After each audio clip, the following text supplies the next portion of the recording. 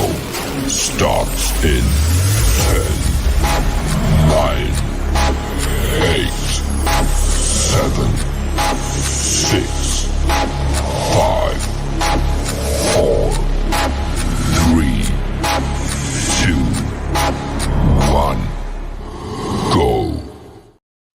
What is up, ladies and gentlemen? Welcome to the Nickel City Mafia Wednesday Night Bills tailgate.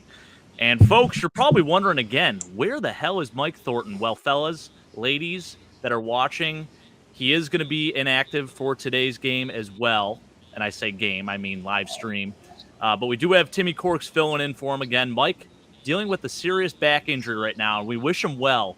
But this poor guy, I mean, he's just been laying flat on the ground. He's been having a hard time dealing with it. He's still able to comment and go in the chat, but he says it hurts to talk. So we're thinking about you, Mike. But as I mentioned, my name is Jake Podger. I am joined by our very special guest, Timmy Corks, who actually just kicked off his inaugural stream of Saber's Edge last night. If you haven't had a chance to check that out, that's another great show that we just started on our channel, all about the Buffalo Sabres. Timmy Corks and Sam the Stat Man kicked it off last night. They did a tremendous job. Timmy, how we doing tonight, baby? Welcome. Let's do some Jags and Bills pregame, baby. You know, I got some big shoes to fill tonight.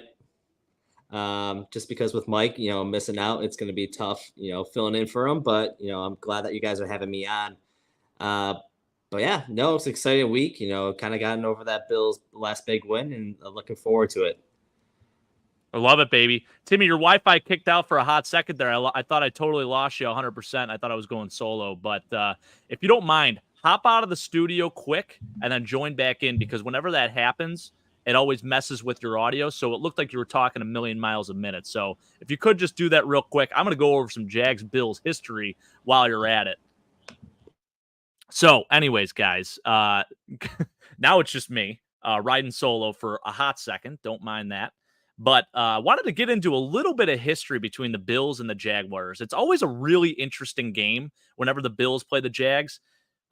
Needless to say, you know, it's been a pretty crazy history and a very even history between both teams. You go back to actually the Jaguars' very first playoff game back in 1996 of December. They played at Buffalo against the Bills. They ended up winning 30-27 in a one-score game. And that seemed to be a very common theme between these two teams. Out of the 18 total meetings that they've had, this is including playoffs, 14 of them have been decided by one score. And actually, if you look at the last 6 meetings between these two teams, they have all been one-score games as well. So pretty wild. There he is. Welcome back, Timmy. How we doing? I'm doing good. Hopefully my Wi-Fi That's a lot kick better. out again. That's a lot better. Awesome. Yeah. Good. There we go. Okay. Anyways, no, I was just going over some Bills-Jags history, just talking about how in the 18 meetings that we have played each other, 14 of them have been decided by one score. Absolutely insane. It's always a really interesting matchup whenever we play against the Jags. It's definitely a team that seems to give us some trouble, and I don't know what it is. You know, I don't know if it's just the fact that they've always had our number. Actually, out of the last 5 games, and this is including the last time we actually played them in London, we are 2-3 against the Jags, including our latest game against them back in 2021, which is a total surprise loss to an Urban Meyer-led Jags team, 9-6. We actually, I think the Bills were actually favored by 14.5 in that game, and we didn't even, we just totaled the over on that, which is insane. So, absolutely wild, man. I'll tell you this is a decent Jags team that I think has sort of underwhelmed a lot of people this year. You know, I felt like they were going to be a clear-cut runner with the AFC South, but now with how the Texans have been playing, and even the Colts with Anthony Richardson, and, you know, you even factor in the Titans, who are very up and down this year, that's really anyone's division. So I think the Jags have a little bit of motivation, obviously, just kind of looking at that. Coming off a big game against Atlanta, they had a really nice win against them. But, yeah, I think this is a team that is starting to trend upward a little bit. They're starting to put the pieces together, but they really haven't put it all together in a game this year. So they're hoping to do that against our Buffalo Bills. But just a little bit of history between these two franchises, as I mentioned, it's really pretty wild when you look back at it. Actually, the last time we played each other in London, it was a game where the Bills were down really early, and the Jaguars had Blake Bortles at the time. The Bills had E.J. Manuel at the time, and Alan Hearns and Allen Robinson absolutely torched us that game. T.J. Yeldon was another big factor in that game for the Jags. So the rosters are totally different now facing each other going into this matchup. But the Bills kind of rallied in the fourth quarter. They made a nice little comeback, but it wasn't enough. Ended up losing that game 34-31. So this is our second meeting with the Jags in London. And this is basically the Jaguars' second home. But anyways, Timmy, what are your thoughts heading into this game? What do the Jags scare you at all? Do they pose a sincere threat to the Bills? Do you think this is going to be a closer game than it appears? Is this a quote-unquote trap game for the Bills? Yeah, I mean, I think for the fans, we've been kind of overlooking the Jacksonville Jaguars and even the Giants next week too. But like you mentioned, the Jaguars they always play us tough. It's never an easy win, or it's never, or they come back and they have that loss. And it's just, I think the Jaguars in a whole are a very interesting franchise. They're having threats of going to play, having their home field going to be in London, but then they're building their $1 billion training complex here in Jacksonville. A history of interesting draft choices, and obviously, they kind of have a track record with the Bills too. Like you mentioned, that loss in 2021 where we were favored by 14 points and ended up beating us by Urban Meyer of all coaches, probably one of the worst. One of his 3 wins that year, by the way. Yeah. So, I personally, I don't think it's a team that you can really overlook, and especially coming off a win against the Dolphins in that fashion. You kind of saw what happened with the Dolphins. They had that 70-point game, and then they kind of fell off after that. You don't want to fall off that throne. To be a good football team, you got to be consistent. You got to keep on winning. You got to keep on winning big. So for me, the Bills should be focusing on beating the Jaguars, but also beating them probably by double digits. I would say would be a successful win for the Bills at this point to show that they are a tier 1 football team here in this league. I love that. I think right now the line is set at -6 for the Bills. So we are 6-point favorites as of this recording. Now, this is Wednesday, so a lot could change, obviously. And I mean, you hit the nail on the head. The Jags are, they're a tough team. They've always given the Bills trouble, it seems like. I remember even going back to 2004. This is really, like, the 2004 season is, like, a very memorable year for me. That's really the year that my football knowledge just took off. I mean, this was when I became as obsessed as I was with the game, became a student of the game. And the Bills played the Jags week 1 of that season. And I remember the Bills had the lead, and it was an awful game. I think the final score was 13-10. It was, Drew Bledsoe was our quarterback at the time. And for the Jags, they had Byron Leftwich. The game-winning touchdown was scored in the last seconds by Ernest Wilford, their rookie receiver. And I'll always remember that. He went up and got it, man, and I was so let down. So, you look back at this rivaled history, and this is a chance for the Bills to break that tie. It's tied 9-9 overall in the series between these 18 games. As I mentioned, 5 of the last games have been one-score games, and the Bills are 2-3 in the last 5. So a chance for us to take the lead in this series, and really excited for it. But, we talked a little bit about, just some of the personnel and whatnot. So I want to get into the injuries a little bit, and I don't have a slide for it, but I did take a look today. And for the Bills, they had announced that Christian Benford was limited. Leonard Floyd had some veteran rest today. He was a DNP. Damian Harris has a neck injury, which I don't know what the hell that's all about. He was limited as well. Micah Hyde and Jordan Poyer both actually Micah Hyde didn't practice, but Jordan Poyer looks like was limited with the knee injury. So that's encouraging to see with the knee contusion. Maybe it's not, going to be a thing of him missing multiple weeks. So that's certainly good. Obviously, Trey White, we found out on Monday officially that he's done for the year. So all signs are pointing to the Bills probably activating Kaiir Elam this week. Now, I don't think he's going to be the starter.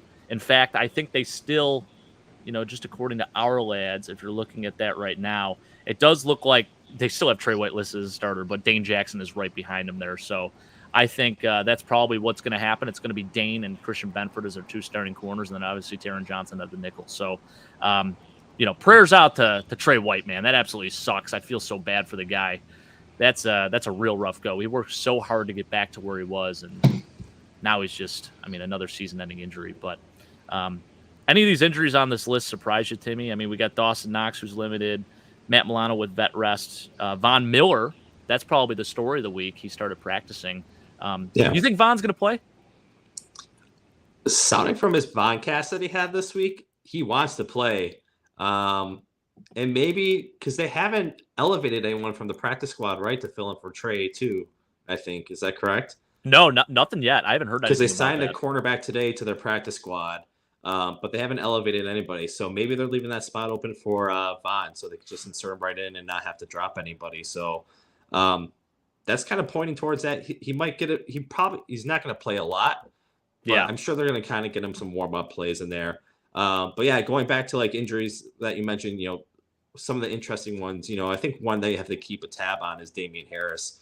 I know he's not getting the brunt of the carries as RB2, but he's had a history with the Patriots of having these weird injuries and being out for a while. And then even the preseason this year too, he missed the majority of training camp and the preseason with, I believe was a hamstring injury too. Yeah. So I think that's something that you have to keep an eye on, just because then you're going to be limited to 2 running backs. And if this is something that's going to be going throughout the season, they might have to start looking to see if there's another ball carrier out there as well. But besides that, Micah Hyde, he's been kind of getting more rest days. I'm sure they have to list an injury on there for him. Seeing Poyer back, that's good to see. I think Taylor Rapp actually filled in pretty well last week. So he played whatever great. happens, I'm not too concerned about that. And the rest of the injuries, nothing that really sticks out to be too worried about for the Bills at all this week. Yeah, I agree with that. Yeah, and by the way, that corner that you were talking about that we signed to the practice squad is Herb Miller out of Florida Atlantic. He's kind of bounced around a little bit. It's been a bit of a journeyman. Came into the league in 2019. Played with KC, Tampa, Cleveland, Carolina last, and then obviously Buffalo now. So I don't think he'll end up being elevated to the active roster, but that might tell me, because we have 3 corners on our practice squad right now: Jamarcus Ingram, Kyron Brown, and then Herb Miller now. So that may tell me there's a chance Jamarcus Ingram, who has played before for the Bills, there's a chance maybe he gets elevated here.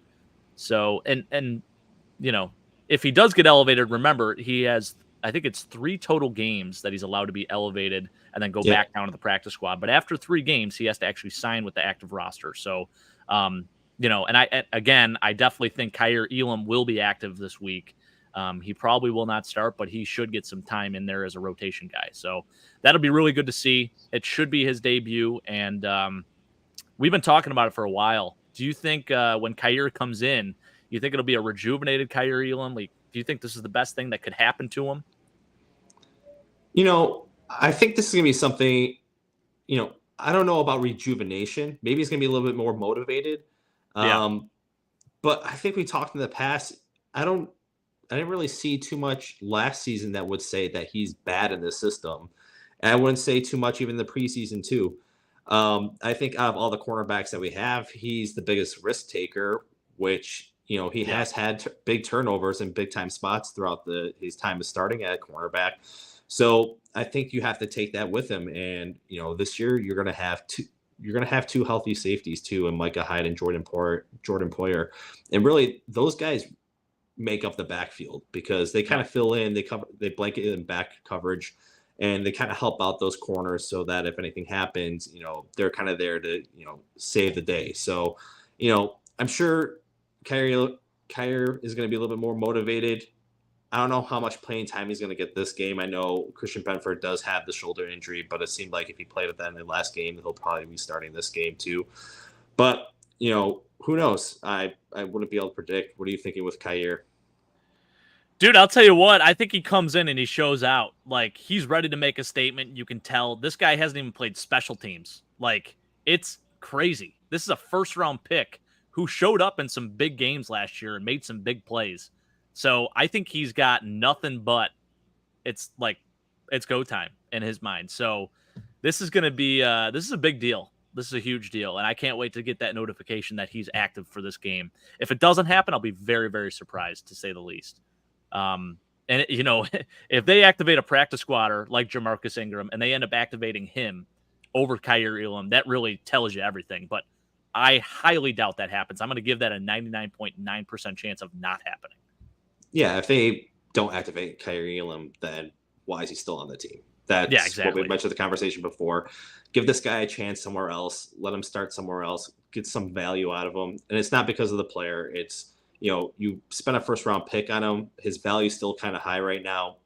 Yep. If you're going to trade, if you're not going to start him, but I see him being activated. Like I said, how much playing time is he going to get? We'll see. I think he's going to have to take an injury for him to get on the field. Yeah, for sure. I agree. We have some people out here in the comments, and want to get to these because we haven't gotten to them just yet. My dad coming in. Thanks for joining, Dad. Appreciate you as always. Hope you get better soon, Mike. Timmy, Mike giving you a shout out there. Thanks, guys. Thanks for filling in for me, Timmy. And Mike saying, thanks, Big Al. Ryan, great to see you, Ryan. Ryan, I know you were at that game against Miami, man. That crowd, absolutely electric, brother. I could hear that crowd from my house, and I'm about 7 minutes away from the stadium. So that was pretty I should have taken a video of it and put it on our live stream just to show you guys. Like, it was crazy. I've never had that experience in my life. I grew up 3 blocks over from here, and I've never heard crowd noise in this neighborhood. So the fact that I've heard that, just wild to me. Mike saying, yes, it was a huge upset in 2021. If you remember that game, 9-6. And yes, the Bills were favored by 14.5, and the combined score was 15 points. So if that tells you anything, that was a game where after that, I think a lot of Bills fans hit the panic button. Of course, we ended up going on and having that nice run and went into that 13-second game and should have been Super Bowl champs that year, but didn't happen. So no jet lag for the Jaguars. How much of an advantage is that in your opinion? Mike, that's a great question. Yeah, so the Jags played their last week against the Falcons, and they took care of business. Now, I don't know how far of a drive it is from where they were at Wembley Stadium to Tottenham, but I don't anticipate it being that far. And the fact that they're still in the same time zone is freaking huge for them. So, yeah, I think it's certainly an advantage in terms of your mind and just having a normal schedule.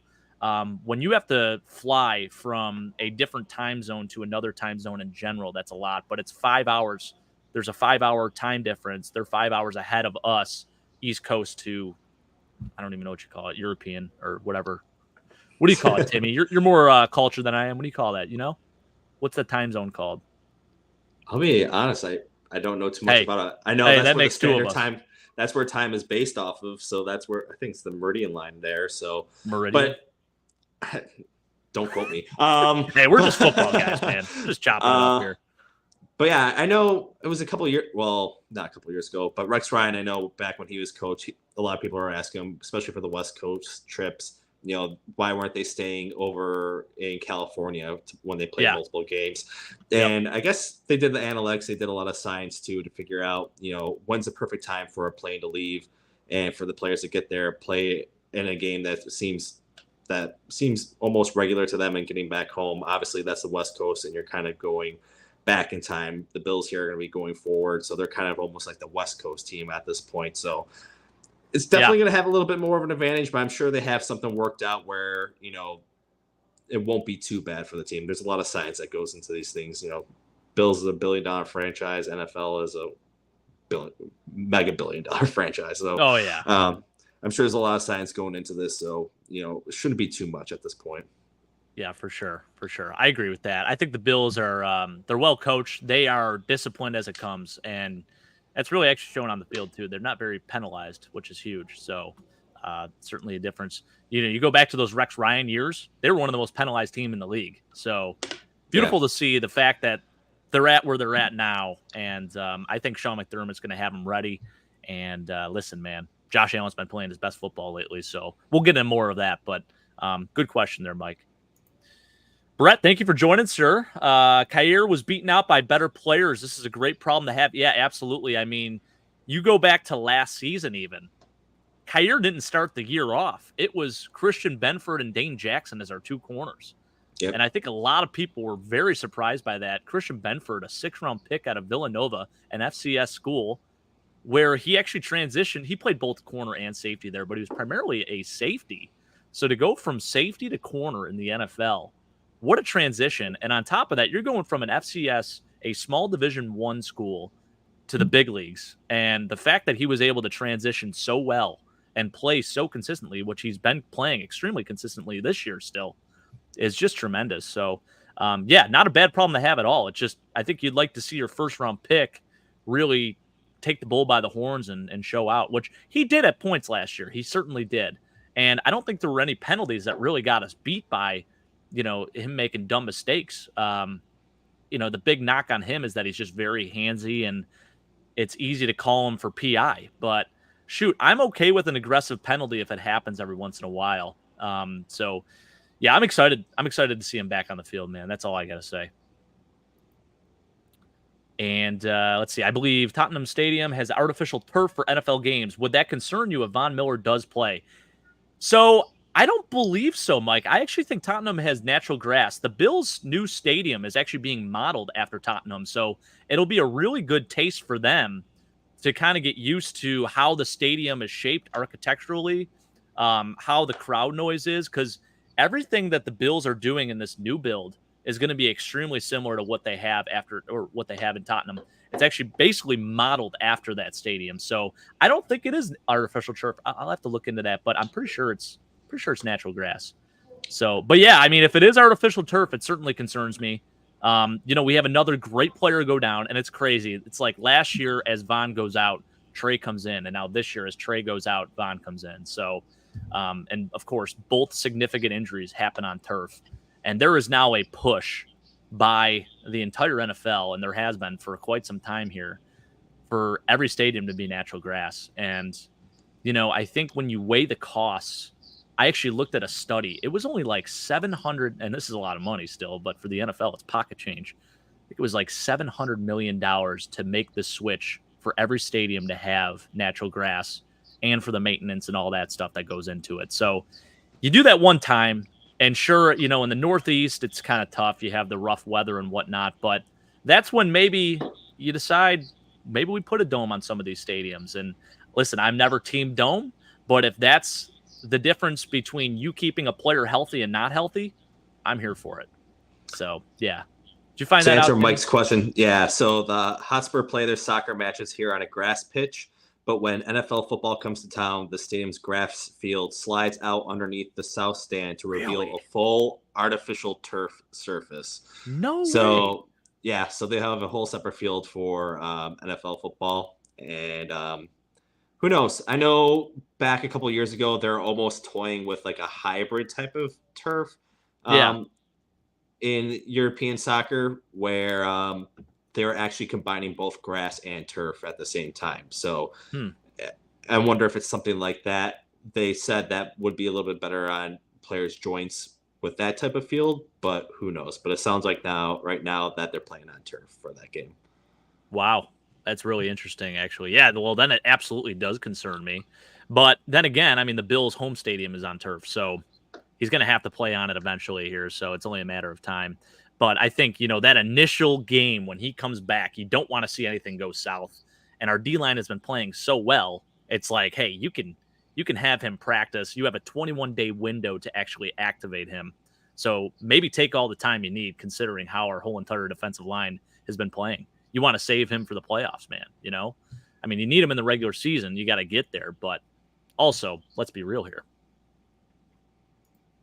The Mad Chatter. Timmy got Josh Allen as a guest. Are you saying that I look like Josh Allen? Because if you are, you have just made my head explode again, and I appreciate the hell out of you, Mad Chatter. That means the world to me, man. Little Walmart fatter, Josh I can Allen. tell you that. Yeah, certainly a Walmart Josh Allen. If you haven't seen, actually, this is a great segue. So we actually had a very, very unique opportunity. We partnered with this brand called Big Game Travel, who is actually hosting a big tailgate party. They put together a huge package for this game out in London for the Bills Jags, and their spokesperson for it is Andre Reed. So we had Andre on our channel back in May. It was actually on Labor Day. We interviewed him, and he was the coolest, most down-to-earth guy in the world. I mean, we even asked him beforehand. We said, Andre, we don't want to take too much of your time. We know it's Labor Day. We know it's like he's on the West Coast. He's in San Diego. It was 9 o'clock Eastern time. He could have been doing a million other things than talking to us. We're just a bunch of stooges just trying to chop it up a little bit with one of our heroes. And he said, hey, man, I will take all the time you need. I will answer any question you have. And he was awesome, man. But at the very end of the show, I don't even know how it came about. Oh, so he asked me first off, he said, am I going to do Movember?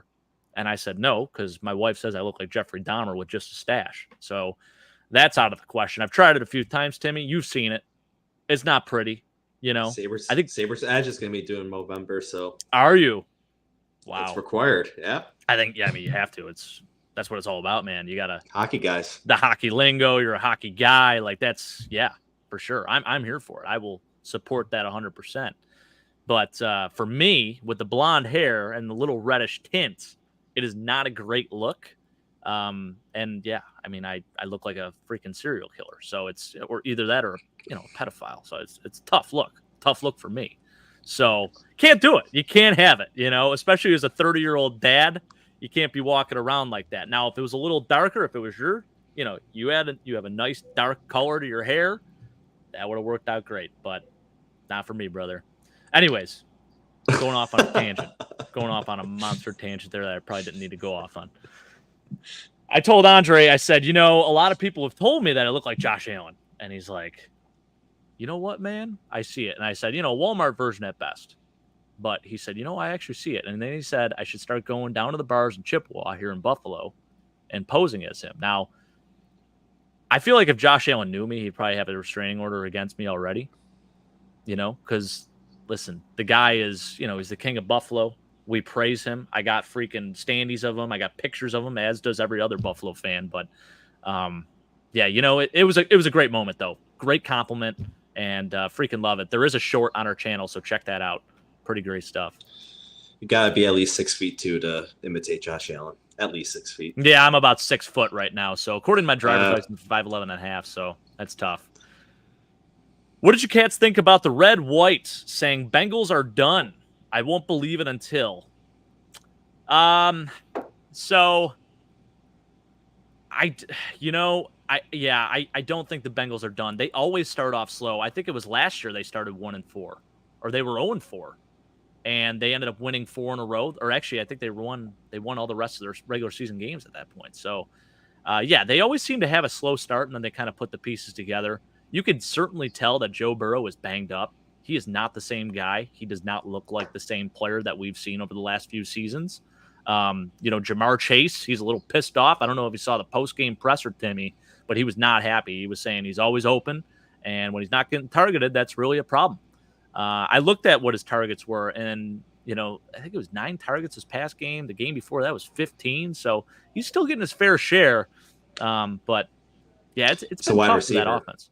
He is a receiver, and if a receiver doesn't complain, might be a problem with them because that's just who they are. I definitely wouldn't count them out, though. No, absolutely not. You have a franchise quarterback. You have probably still the best receiving core in the league. You still have a pretty decent running back. Your offensive line is suspect again, which has probably been their main problem, especially when your quarterback has a calf injury that's been lingering for a while, and their defense has kind of fallen off a little bit. So, Logan Wilson's been balling though. Yeah, he is one of the best young middle linebackers in the NFL. Josh Allen's for sure. College teammate too.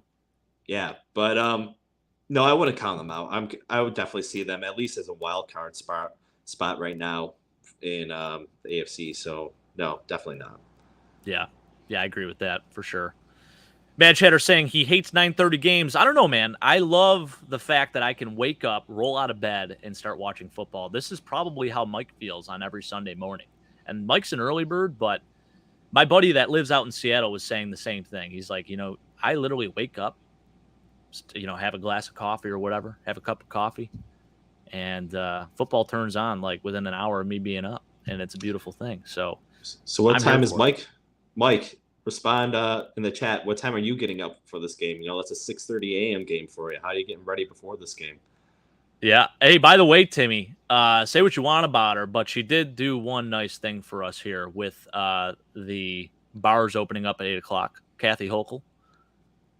Very polarizing figure. Of course, some people love her, some people hate her. But she did announce that she will be allowing the sale of liquor and beer before, I think it's typically noon on a Sunday here in Buffalo. But she is allowing bars to open up and to serve alcohol at 8 a.m. Sunday. Because she knows, Bills Mafia, we don't mess around, man. We need to be drinking while we're watching our team play. So, kind of neat. I never understood that. Why do you have to I don't to get watch that football either. Game? Can't you just watch the game?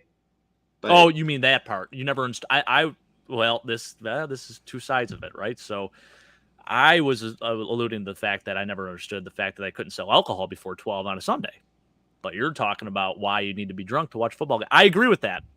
So me personally at the tailgate, I'll get after it a little bit, but when I get to that game, I'm not buying. First off, I'm not going to buy a $20 beer. Second off, I'm there. It's a business trip, right? I'm watching these guys. I'm watching film essentially when I'm there. I'm treating it like, and I love it. I love the atmosphere. I'm a fan, but also at the same time, listen, we're there on a business trip. We're not there to monkey around. So I mean, like, can you imagine paying $300 for a ticket and then ending up getting helicoptered out of the hole for the new Bill Stadium? I cannot. You're not even getting to see see that game. You know, yeah. I don't know. If you're spending that much money, you should be able to enjoy the game sober. But hey, I agree. What's going on here? Brett's saying public school educations. Hopefully the linebackers can. Oh, is he saying something about the time zones? Oh, classic. Yeah. Well, Brett, you're living. What's his answer? So. He didn't give an answer though. Brett, what's your answer? Yeah, what's your answer, Brett? I love you, brother. Hopefully the linebackers can keep performing the same as they've been all season. Bazzi, I think this is the first time I'm seeing you out here. Appreciate you joining us tonight. Be sure to like, comment, and subscribe if you love our content. We appreciate the hell out of you. Yeah, 100% agree. I think that Terrell might be Bernard, my nephew. Really? My nephew, yeah. Ben Oswald, maybe? Oh, I freaking love that. All right, Ben. Well, if that's you, brother, we appreciate Bo, you, brother. My brother-in-law, one of the two. Hey, that'd be pretty cool. Saying hopefully the linebackers keep performing the same way as they've been all season. Yeah, it's been a very pleasant surprise. I don't think either of us missed Tremaine Edmonds there in the middle. And I know, we talked a little bit about that. Obviously, you're not going to be able to replace the size and stature of a guy who's 6'5", 250 and runs 4.4. As far as a coverage guy goes, he does take away the middle of the field extremely well. But Terrell Bernard does all of the other things that Tremaine Edmonds didn't really do consistently. That's meeting guys at the line of scrimmage. That's going sideline to sideline, anticipating and actually making and finishing the play. And that is so awesome to see, especially because he's sort of playing off of Matt Milano too, but in a different way.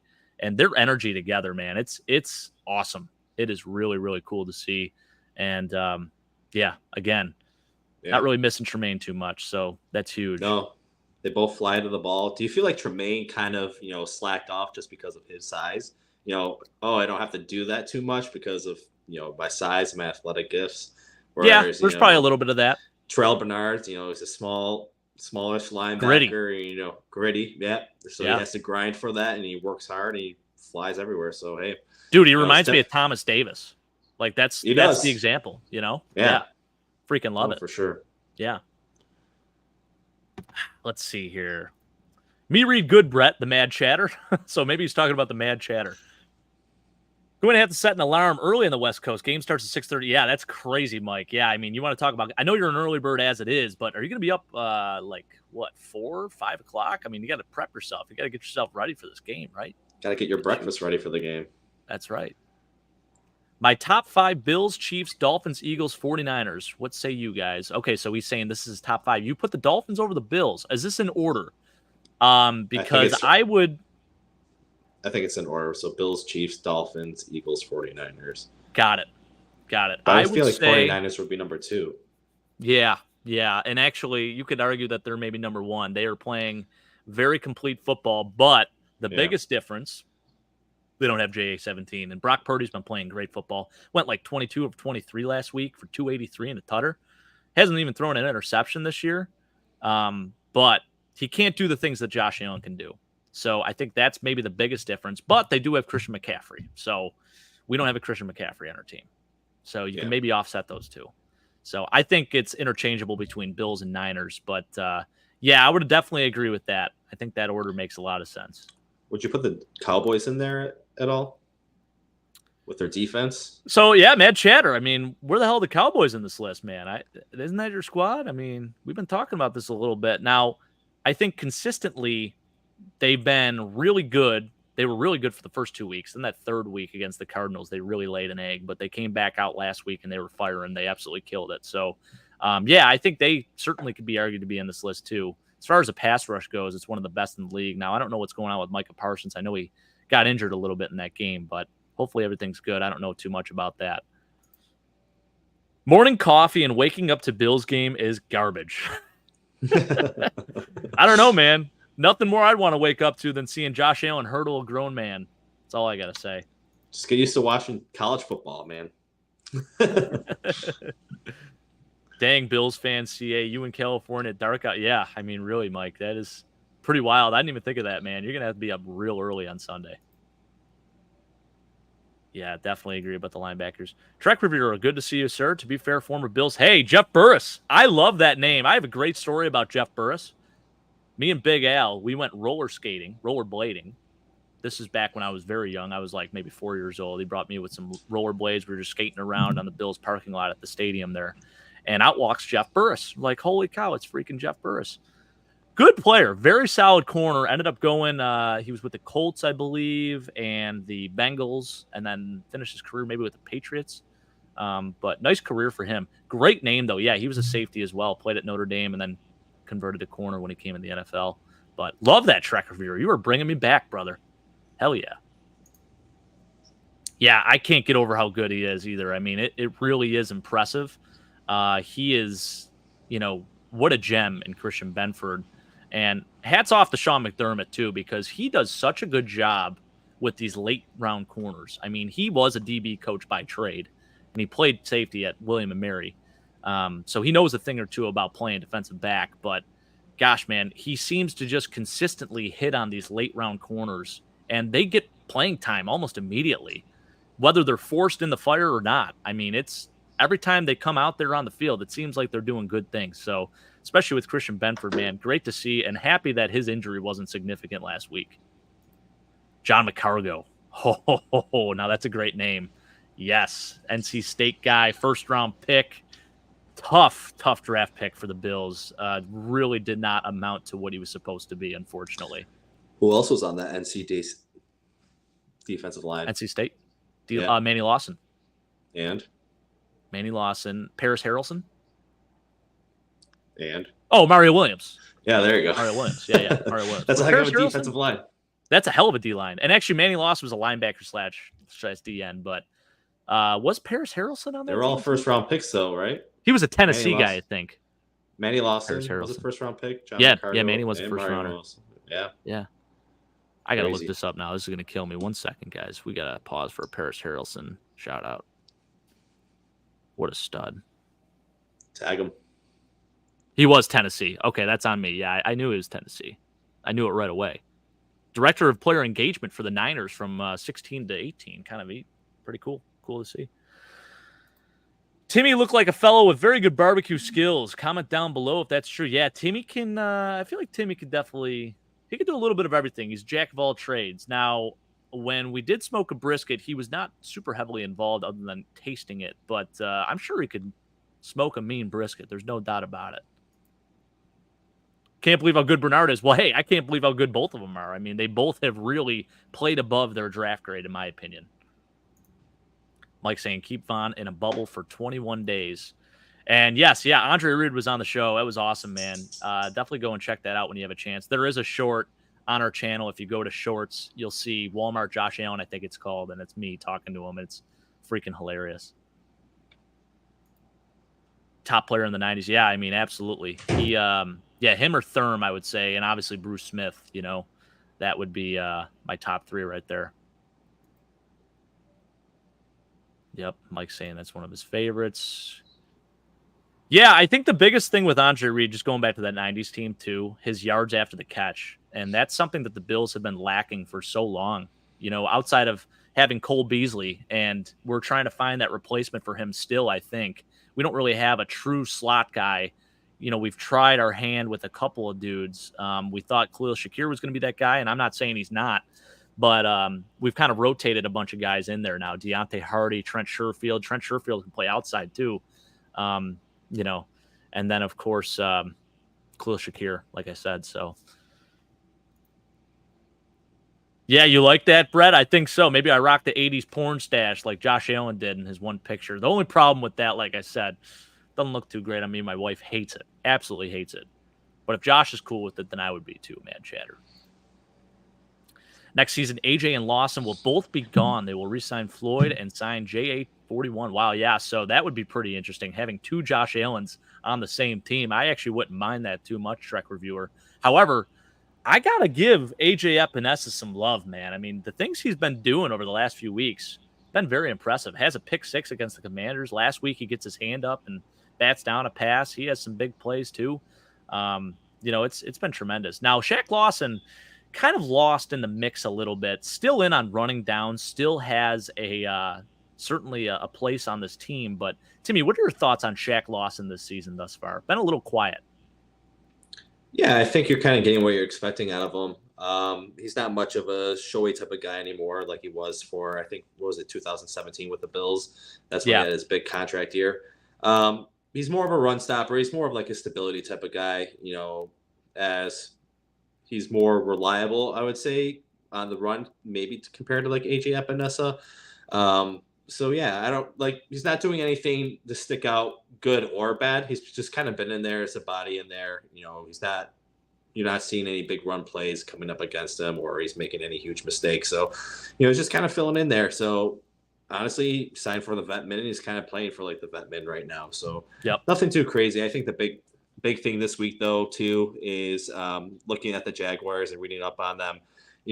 They're kind of in the same boat as Miami where they wanted to get the ball out fast. And that's kind of what, we're going to need that again from AJ Epinesa and Rousseau. Just get your arms up there, blocking balls, Daquan Jones too. We're going to need the middle of the line to kind of crash in and, make sure that Trevor Lawrence, doesn't get his feet set early. So how much of an effect is Shaq Lawson going to have on that in this game? Probably not too much.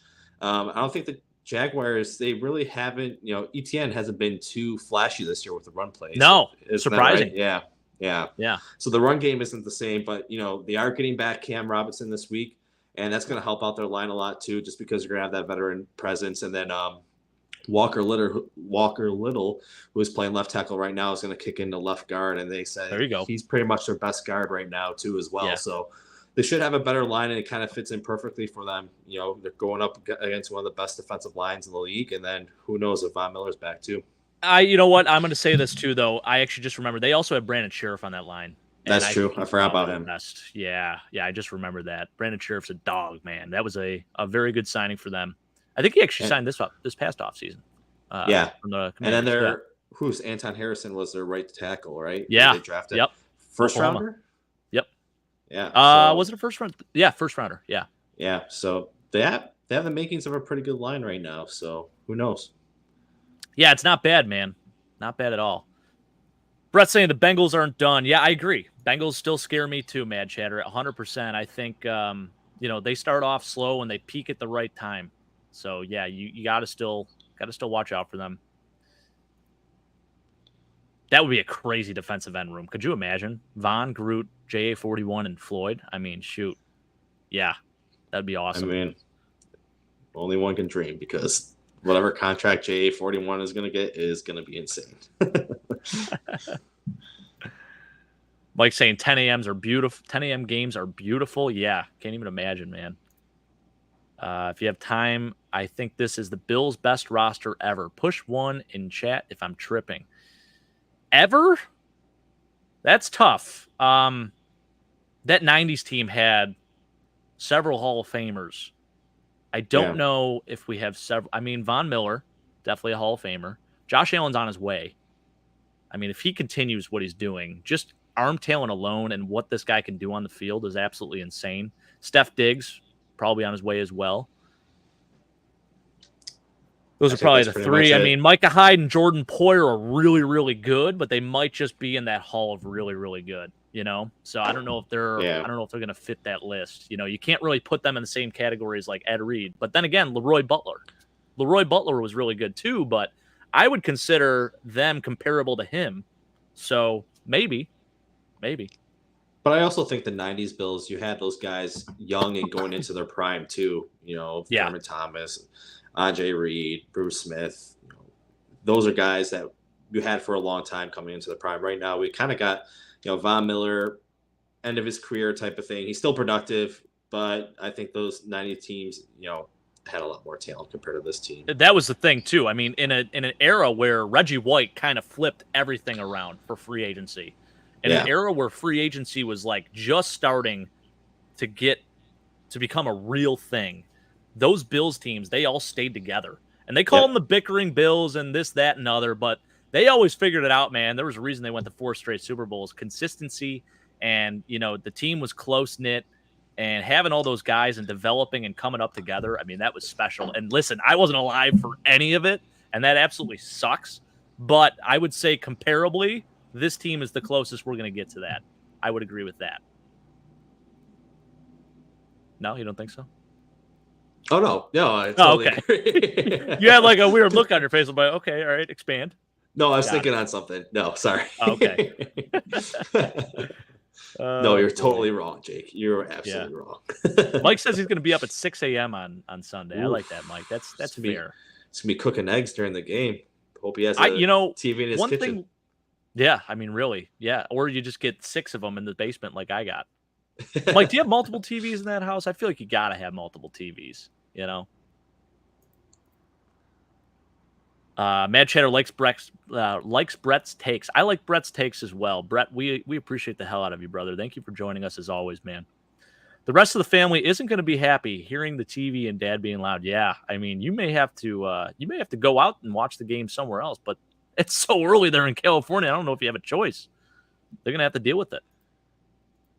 British summertime, really? Is it really? I wonder what the weather's going to be like. Is there any update on that, Timmy? You got the weather info for Tottenham or wherever the hell Tottenham is located?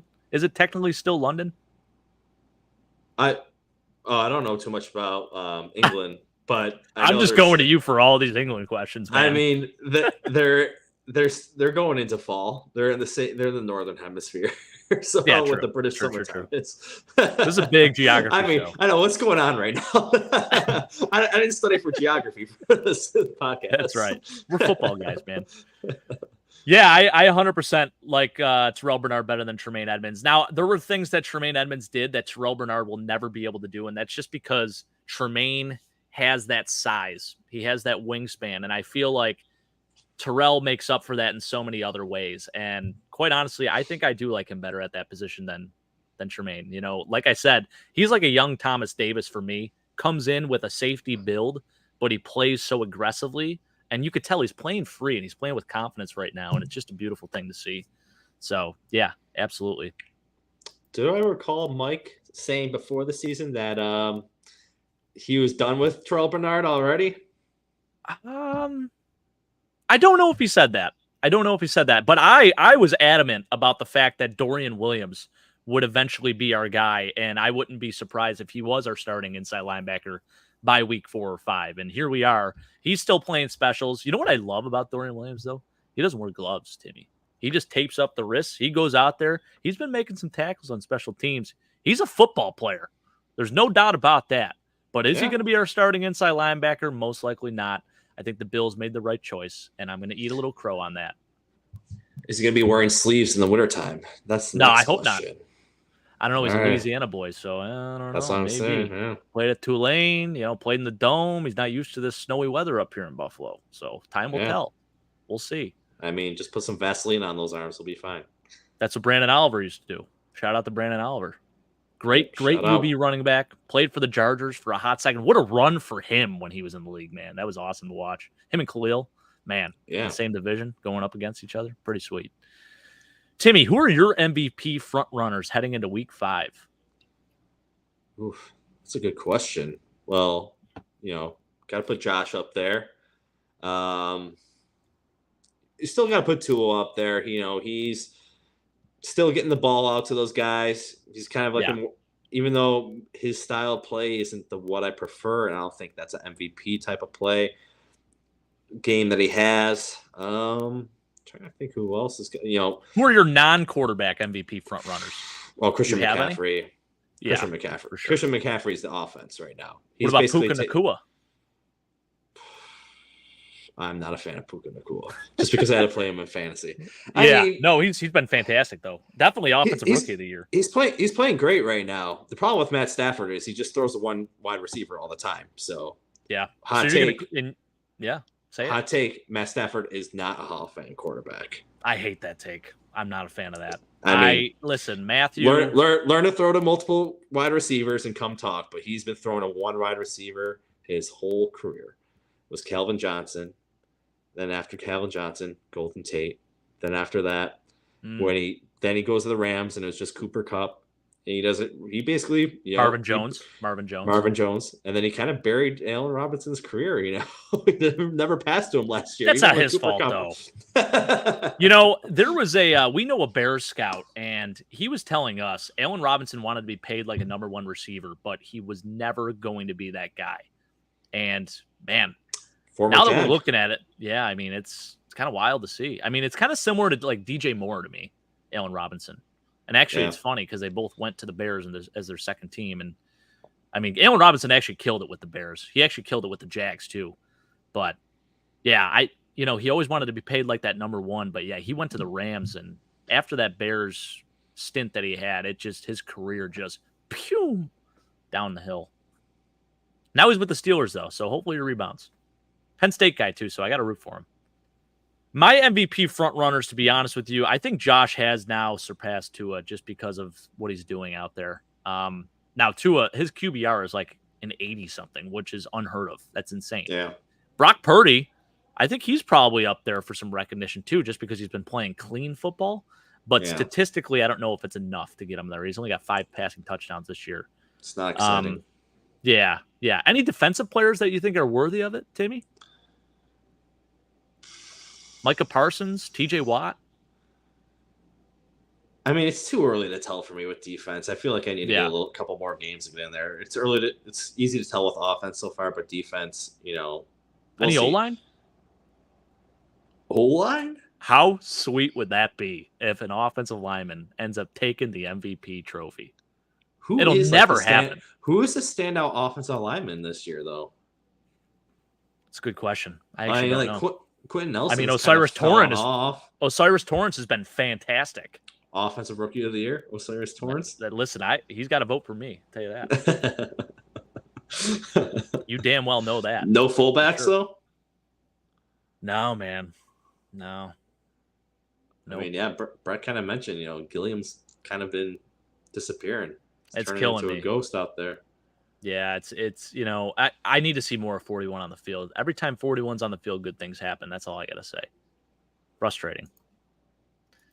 I severely disrespect the NFC compared to AFC strength. Yeah, there is definitely a gap there. I would agree, Mad Chatter. I mean, when you look at these divisions, right now, the best division in the NFC is the Beast.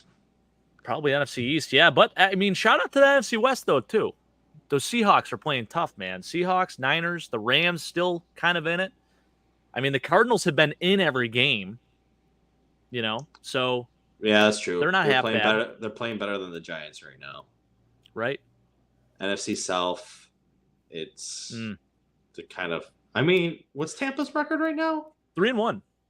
I mean, that's a very interesting division. Hopefully, they don't lose Mike Evans though, because he has a hamstring injury, and I'm hoping it doesn't make him miss multiple games. They have a bye week this week. Yeah, he's a bye week, so he should be good. Yeah.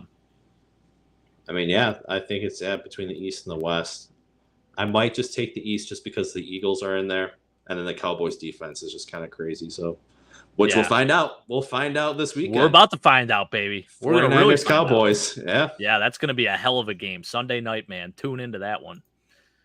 Mad Chatter also saying, yeah, don't rush Von. Yeah, I agree. I'm with you on that. The D-line has been playing so well that if he doesn't play, I'm not disappointed. If he plays, I'm excited as hell. But even if he does play, I feel like he should be on like a pitch count, Yeah, just for to kind of get him used to it. Yeah, I feel the same way. But he probably would dummy Cam Robinson. There's no doubt in my mind. I mean, just coming back off an ACL, I feel like he would definitely win that battle for sure. I learned my lesson the hard way. That gas station stopped serving at 1 a.m. What? That's a Florida thing. I tried buying alcohol at 5 a.m. and got denied. Oh. Here in Buffalo, I think they stopped selling at 5 a.m. So that's pretty awesome. I was like, that's this weird way of saying getting gas, serving gas. That's tough, Brett. I'm sorry to hear that, man. That is really a bummer. Yeah, here in Buffalo, bars stay open until 4 a.m. And Well, yeah, gas stations. I think they might actually. I feel like everything stops at 4 a.m. here. So then he went to Denny's. Yeah, you can't go wrong. Little Denny's I mean, at the end of the night for you. They don't serve alcohol though. So he settled. He settled. That's for true. breakfast. So he got pancakes instead. Yeah. Okay. Please fix Elam so everything is perfect. That's something we've been talking about, man. Yeah, I feel like Khair, it's, now he's going to be active. So we're going to see how he battles with some adversity. Last year, he was benched too. And he was a healthy scratch for a few games last year. And I don't, the rumor about that whole thing was that he doesn't want to play specials. And Sean McDermott values special teams so damn much that if you were to say something like that to him, it's basically blasphemy. He's lucky he's still on this team. But the fact that he's a first-round pick probably grants him a few more chances. Yeah, I'm hoping that we figure it out, man, because he played well in some big moments last year. Who was the cornerback the Bills had during the preseason that didn't play specials and got cut within Cameron Dantzler? Yep. Yeah, that was my boy. Me and Mike actually had a bet on that, and he was the very first guy to get cut. So I was very wrong. Gotta play special teams when you're not a starter, man. Gotta play specials. No, I agree. To be fair, it was my bachelor weekend, and I thought bars closed. Yeah, they in Buffalo, Brett, in Buffalo, not in Canandaigua. Canandaigua was about 2.5 hours away from us. So when you told me you were coming to Buffalo, I was really excited. And I know you were technically in Buffalo for a hot second, but then you went out to Canandaigua, and I'm like, man, that's like 2.5 hours away, brother. Got to help me out a little bit here. But I'm glad that your bachelor party was a very good success. It sounded like it was a great time. I'm still all for grabbing Cole off the practice squad when healed. Are you saying Cole Beasley? Cole Beasley is not actually with us. He's with the Giants. So, he's on their practice squad? I think so. I believe so. Yeah. Oh, I thought he retired. Or maybe he's just done. Yeah. Keeping AJ over Boogie was the right choice. Yeah, 100%. Yeah. I mean, he has shown out the last few games, and it's been nothing but a delight for us. I think a lot of people were getting tired of just seeing, mediocre play, and then he would show up in some games, and then after that, he'd be totally invisible for the rest of the season. I mean, it happened 2 years ago against the Dolphins. Came out, had a monster day, and then the rest of the year really didn't do a whole lot. So the fact that he's putting together game after game, and he's been playing better, really, really encouraging. Do you think Poona Ford's going to be a healthy scratch again this week? No, that's been interesting too. So Brett thought that there might be some underlying issues there, like maybe an injury that they're not really disclosing. Although they're supposed to report that. So I don't know. To. I'm pretty sure you get. Pretty sure the Patriots got in trouble for that a few times for not reporting guys. And now the Patriots literally will report a ton of people on the injury report just to mess with the other team, to mess with preparation. So, well, it's Tom Brady every week. He had some sort of injury. But you know what? I'm up here battling Patriots fans, guys. I'm talking trash to them face. They're thinking that Bailey Zappi is going to be a difference maker for this team. And I just told them, hey, just kind of race to the bottom for that draft pick. And you know what? You probably won't even end up with two of the best quarterbacks. Dude, they had 20 years of success. I talked to a guy at the airport in Boston. I told him to kick rocks. I'm like, I'm sick of this. And they're like, oh, I'll wait till Buffalo gets a Super Bowl ring. I was like, all right, well, that was the past. And you don't have Bill Belichick stinks. Whoa. Sorry, guys. Whoa. Greatest coach of all time. I mean, he doesn't have Tom Brady, though. He does not have Tom. He does not have Tom Terrific. And obviously, there's a big difference there. I think, that first year with Cam Newton, it was a little telling. They were still able to muster out, 7 wins that year. And, it was his first losing season. And, God, I mean, since 2002 or something like that, or 2001. Yeah. So, it's, times are different there in New England. I don't think people are used to this. They're kind of losing their lunch a little bit. Then Mac Jones comes in his rookie year, takes him to the playoffs. Things are going well, and they just kind of – You think so? I mean, obviously, it's pretty apparent now. Yeah. I mean, who do they – okay, so they lost Judon, who's probably their best defensive player, and I think – They also lost Christian Gonzalez for the year. You see that? Yeah, and that's tough. Judon, the past couple of years, always felt like he played the first half of the season. The second half of the season, he was a ghost. So I think especially against the Bills, man, they would always shut him down. I think Judon's very overrated, to be totally honest with you. So on that team, who did the Patriots have right now, currently? I mean, like a standout player. Who do they have? Hunter Henry, Mike Gesicki. I mean, they just traded for J.C. Jackson, so that's their. Okay. He hasn't played a game this year. I mean, Stephon Diggs just destroyed him every single time. So. Yeah, right. Yeah. I mean, just make Patriots it easier are dead. for us. We gonna stick a fork in it? I'll stick a fork in them. I'll stick multiple forks in them. Wow. Yeah, here we were thinking maybe Bill O'Brien. Why are we talking about the Patriots right now? We're one game at a time. How do we get to that? Yeah, we were talking injury report. That's why. Yes, if you guys do enjoy our content, we appreciate the hell out of all of you for joining us tonight. Please smash that like button. Please subscribe. We have a lot of content out there. We have a lot of great shows. Timmy actually does a Saber show as well called Saber's Edge. Debuted last night, and it was fantastic. You guys did awesome last night, Timmy. Tuesdays, 8:30. Yeah, hell yeah. Last two great Josh Allen years. Bad secondary. Then last year, no rush after Vaughn went down. Now we're loaded. Daquan Jones is other. Yeah, 100%. Yeah. I mean, there is a clear-cut difference this year compared to last year. I think we were really missing some absolute dogs, which we have this year. Do you think coaching style makes a difference? Coaching style for sure. Yeah, I mean, I think Ken Dorsey, there's been some growing pains that he's gone through. And I mean, like Sean McDermott versus Leslie Frazier. Just for defense. Oh, yeah. Absolutely. Do you think the that's defense kind is of more aggressive? Do you think that's unlocked the D line more? Because they basically came back with the same D line this year when you think about it. You just added Poona Ford, who's been, he's been scratched the past 2 games, but I don't know. I think McDermott has a lot more to say than maybe these players finally sticking around, Who knows? And plus you have Leonard Floyd too, so I guess you have to consider that as well. He's been tremendous, man, and he's been playing his best football over the last 3 years, so he's continuing off that, and it's been awesome. Any word on if Cam Robinson will play coming off his suspension?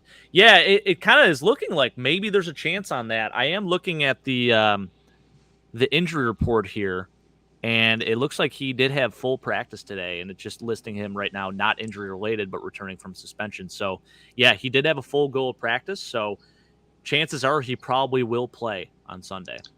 I was listening to the Jaguars radio station, podcast earlier before the show, and it seems like, he's playing. There's no question about it. Yeah.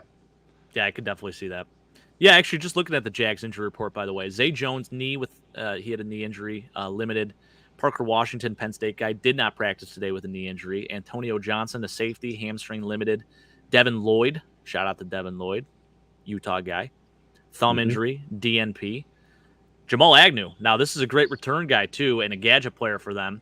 Has switched from defense to offense, been playing receiver the last few years for them. He has a quad injury, also limited. Josh Allen, shoulder injury, limited, probably going to still play. Chances are he will play. Your boy, Timmy, Dwayne Smoot, not related to Fred Smoot, was limited today with an Achilles injury. And Folorunsho Fatukasi, shoulder injury, limited today. So say that again. That pronunciation. Folorunsho Fatukasi, D lineman for them. Love it, man. Just a big mammoth of a human being there in the middle. Pretty awesome. Anyone kind of stick out for you in that injury report? Yeah, I mean, besides Josh Allen, Devin Lloyd, certainly. Zay Jones, I mean, he has had some splash plays, and of course, going against his former team. Would love to see the matchup. The fact that he was limited today, chances are I feel like he's going to play too. A lot of these guys that are limited most likely will be a go on Sunday. I feel like the DNPs, I feel like Smoot, they probably would want to hold off on him with the rash of Achilles injuries going on right now. Maybe. Yeah, for sure. Especially on our artificial turf. Yeah, I could definitely see that. Yeah. But yeah, otherwise, I feel like a lot of these guys are going to play. Poona putting in work, Ed getting better yet. Ed Oliver has been tremendous, man. I mean, a lot of people were very critical on that contract extension, and shoot. Yeah, I was too. I was like, why are you're putting all this money into this guy? Now, he is going to be the only defensive lineman or defensive tackle, defensive lineman, literally defensive lineman next season that's on contract. So, D-tackle. Yeah, D-tackle. Yeah. I mean, it's going to be interesting. Do they extend Daquan Jones? What's going on? Brandon Beane he's smart. He has a way of just foreshadowing and thinking about the future and I guess predicting the future, because I don't think any of us knew that this was going to happen. So Pretty awesome. With Ed? Yeah, with Ed, I Yeah. was totally out on him. So, Oh, yeah. Yep. Yeah, so Christopher, thank you for joining us, sir. Hello, gentlemen. Go Bills. Walker Little sounds like he does. Who's that kid? The one kid who used to yodel. Oh, I forgot what his name is. Was it but I know Walker who you're something? talking about. Forget that No. kid.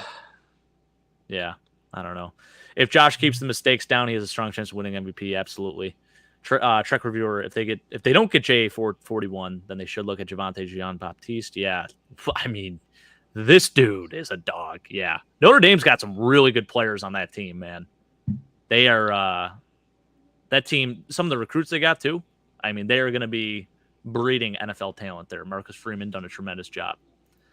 Matt Milano Hall of Fame. No, too early to say that right now, Brett. In my crazy thought process, as much as I love the 90s team, the talent pool could 90s be in the same level of current NFL players? I know Reed would be good. I think Bruce Smith could do it. I think there are certain players that could. But the way that like training and the way that these guys take care of their bodies and just the athleticism in general, the way that it's gone from it's been a total like 180, actually, if you really look at it. I mean, these dudes nowadays, man, it's crazy. Like, these are world-class athletes, the greatest athletes in the universe. So it's hard to compare eras. You never want to do it. There are certain players that probably could, but I think you go back and look at that team, even the offensive line, they couldn't play in this day and age. I feel like they'd be undersized, you know?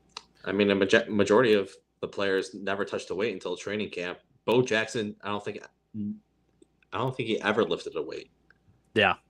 He literally just went hunting. Yeah. That's insane. That's insane. And he's probably, one of the greatest athletes of all time. Yeah.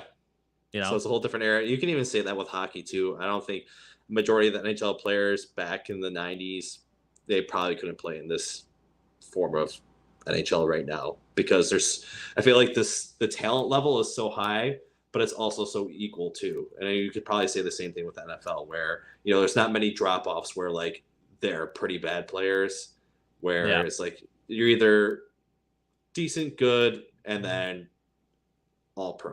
So I agree. I think the only guy that really is the epitome of someone that could play in any era is Jerry Rice. The dude played in the 80s, 90s, and 2000s. He matched up against some of the greatest corners of all time, and he got the better of them. Played until he's 42 years old and literally had 1,200 yards receiving at the age of 40. That will never happen again. Granted, he played with that Oakland Raiders team, mastermind with John Gruden. Rich Gannon won MVP that year, but like, dude, the stuff that Jerry would do, his numbers are untouchable. The consistency, untouchable. I mean, even Randy Moss fizzled out at like 34. And people are telling, most people would say that he is like one of the, either 1A to 1B, him and Jerry Rice, and same with Calvin Johnson too. But I think that's really a very pure example of someone that could probably play in any era as Jerry Rice. And I know he wasn't on that Bills team, but that's a guy I would say can do it for sure. Just because of what he did. Blakers, yes, it's in London. Yeah, Blakers, thanks for joining us tonight. Great to see you out here. We need you out here for some injury talk, eventually, one of these days. We signed you to a massive contract, but haven't had you on just yet, so unfortunate. Shaq getting old, but still valuable depth run stopper. Yeah, for sure. Who's the next player who deserves to go into our Ring of Honor? They were talking about that, and they were saying if anyone, it wasn't even Ring of Honor, it was Wall of Fame, because someone hasn't been inducted into that in like 5 years now. And they were saying Eric Moulds. Eric Moulds should be that guy. And I agree. I think Eric Moulds was, for what he did, man, I mean, he was one of the bright spots for the Bills during the drought era. So I would say probably Eric Moulds. Him, and then Kyle Williams too. Kyle Williams. Kyle Williams. Eric Moulds should go in before Kyle Williams just because Eric Moulds was before him. But definitely those two for sure. Yeah, Kyle Williams was literally the heartbeat of Buffalo, and he was everything that Buffalo stood for. Just gritty, undersized, high motor, drank like a fish too. Not like he was an alcoholic, but he could drink like a fish. I've heard some stories. Those guys would go out to Toutant downtown in Buffalo, and they would like rent out the top room, and he was a big bourbon guy. And those guys would go through a ton of bottles of bourbon. When they were having a good night out, those guys would really enjoy themselves. And Kyle Williams, man, he would not disappoint probably in a beer drinking contest or just a how long can you last with some whiskey contest, So Yeah. Would you put Aaron Freaking love Schobel Kyle. up there too? Aaron Schobel, hell of a name. Hell of a name. I was listening to WGR the other day, and they're like, we just thought he disappeared. Like, he's not even around anymore. Like, he's just gone. Just totally disappeared. Like, never going to see the guy again. Never will hear from him again. I don't know what he's doing. He had the most, stern face. Never really showed a ton of emotion. But he was one of the best Bills, another guy from the drought era. He just came to the NFL to get a paycheck. It was work for him. He didn't care about the glory or anything like that. Bring your lunch pail, baby. Worked. He was the epitome of a lunch pail guy, and I'm pretty sure he owns either a restaurant or a ranch with his family in Texas somewhere. So he's that makes so much sense. He just took it. He went with the wind. He took his horse and left town. Dude, Aaron Schobel's our second leading sacker in Bills history, and he's also the guy who sacked Tom Brady the most in his career. Yeah. Pretty prestigious honor right there. 2-time Pro Bowler, too. 14 and a half sacks. I think it was in 06, I want to say. Yeah. He went to TCU, right? TCU before TCU was actually a thing. That's right. Bo Schobel, his brother, played, too. Yeah. Tight end for the Bengals. Yep. Matt Schobel was tight end. Bo Schobel was the end. But they all played in the NFL. The 3 Schobel brothers. Yep. Great name. Blakers. The high in Tottenham on Sunday, is 77 with a low of 55. Wow. Yeah, so summer weather, basically. Pretty unseasonably warm here in Buffalo. I don't know how it is out there in New England, Timmy, but here in Buffalo today, we had a record high of 81 degrees. This is unheard of for this time of the year. I mean, it's hunting season right now. What the hell's going on? I know. I'm not a fan. Fall. I mean, I like the cooler temperatures. Yesterday was a little bit too high. If you watch me in Saber's Edge, you can see the sweat glistening off my forehead. But we run hot, man. I get it. Yeah, I mean, we're thick boys. We are, but with 3 C's. Yeah, I mean, this is football. We need fall weather. What's going on here? Let's catch up. Not doing it. Agreed. Mother Nature disappointing me right now. Dude, there's something to be said. You wake up in the morning, the dew's on the ground. You could feel that little bit of cold in the air, that little bit of chill. You walk outside. You could see your breath. Maybe your nipples perk out a little bit if you're a dude. I'm not going to talk about women. But for me, especially on NFL Sunday, I mean, they're popping out a little bit. I'm having a great time. I'm a little out of pocket tonight, Timmy. So I need you to be my I'm not even drinking. I know, I was about to say, what the heck? But yeah. You got to love it, man. We need that fall weather. I'm 100% with you. I did not think Bernard would be in the NFL much longer. Never saw him eating. Yeah, I'm right there with you. I think a lot of people are there with you. Yeah, I mean, he's been nothing but a joy to watch this year. Pretty crazy, man. I did not expect the weather. Whenever I think London, too, I always think gloomy and rainy. I never expect it to be sunny and 78 degrees. That's just weird to me. Oh, Brett's a tennis guy. That is true. Yep. So the time zones are easy for him. But what's the time zone called? Yeah, what is it called, Brett? You still haven't given us the answer to that, man. I mean, what the heck? We know what the time is, but we just need the time zone. Right, yeah. Blake, you need to prescribe a very dominant game for the Bills to make Mike's back better. Yeah, I 100% agree. I don't think that's a hot take. I think Khalil Shakir serves a bigger role in the offense with the flashes he's been showing. What are your guys' thoughts on him? Yeah, I mean, you go back to last week, and there was a really big moment there. Josh Allen threw a freaking rope. It actually hit right off of Khalil Shakir's face mask, and he had it in his one arm. It was almost like same category as a David Tyree type catch, man. It was a freak thing. He actually had possession of it for a little bit there, but not enough that he could keep it and basically consider it a fumble at that point. It wasn't enough time where he had enough chance to make a football move or anything like that. But yeah, I would like to see some more involvement from him. He has definitely shown flashes. But hey, it's never a bad day when you're throwing the ball to 9 different receivers and completing them to 8 different receivers. So I'll take that all day. Yeah. Wow, we are well behind on these comments. Yeah, we got to get going on these comments. Tim, we're at an hour and 15 minutes here. Holy smokes. How about that? PFF has the Bills O-line rated as number 1 in pass protection. That is very impressive. It's all rigged. Look up sports. All right, John, I'm going to look this up. You think it's all rigged? Dude, I'll tell you this. So Timmy and I both work for the University of Buffalo. And, obviously not the level of the NFL. And I know it's technically an entertainment business, but there's no way that you could rig a game. It's just not possible. Now, there are, I'm sure there are players out there that might be, Jake, maybe they got a deal on Jake. the side. Jake, this is not a good conversation for us. We're both conspiracy guys, and we're going to go. We are conspiracy guys, right now. But this is one I'm not buying. This is one I'm not buying, man. Not going to happen. You refuse to buy. Because I'm just blinded. I stand by the shield, man. Stand by the shield. As bad as that is, I do. So this is going back to our MVP talk, I think. Osiris Torrance, Hunter Luepke. Oh, what a name. Fullback. North Dakota State guy, Brett. Thank you. Thank you. That's a good name. He's a rookie fullback for the Cowboys.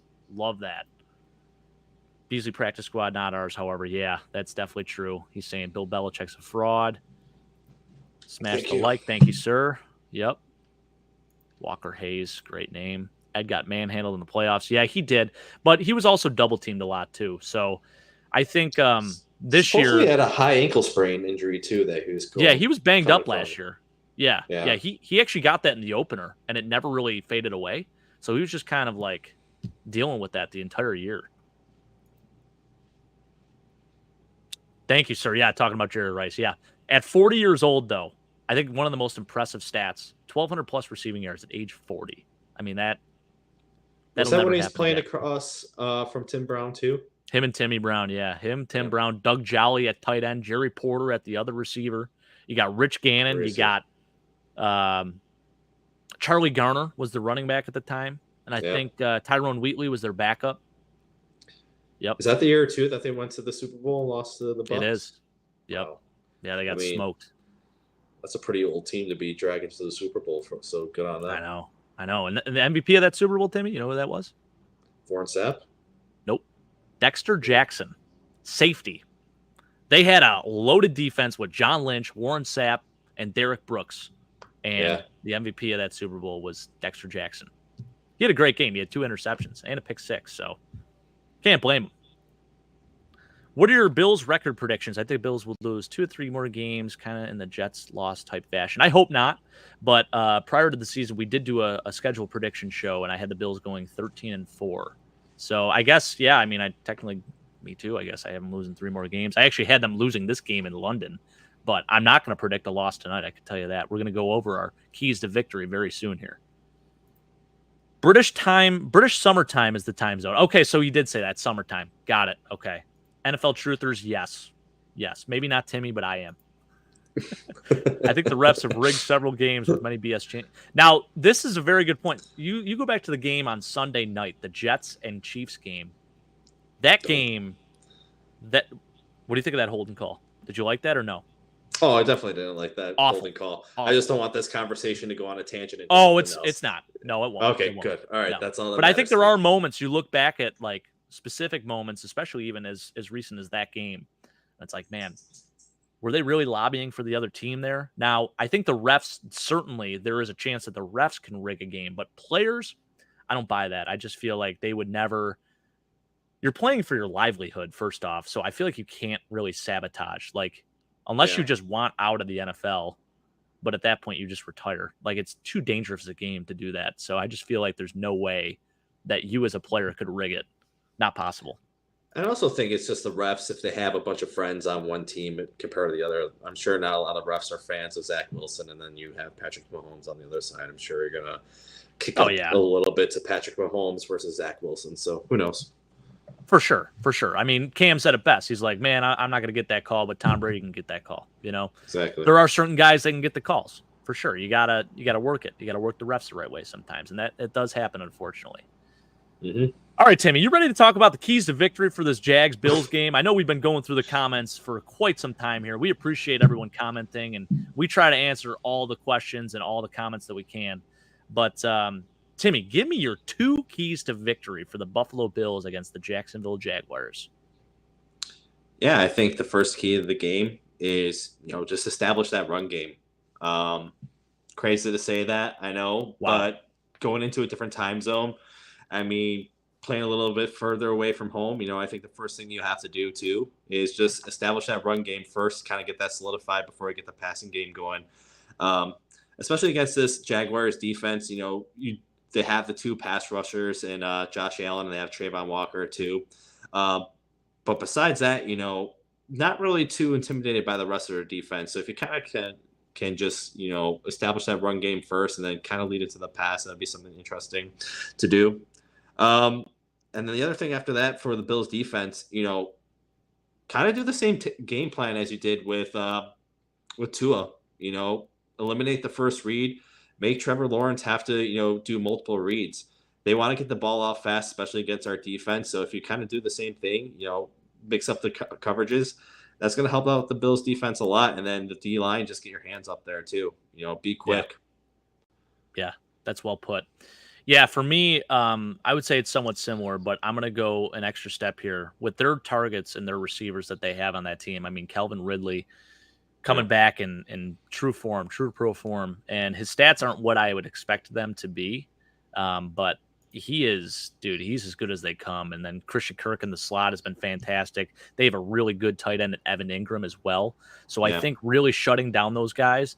And if Kyer does play, I think you got to be a little physical with those guys at the line. We talked about that against the Dolphins, even just jamming them off the routes, disrupting the timing.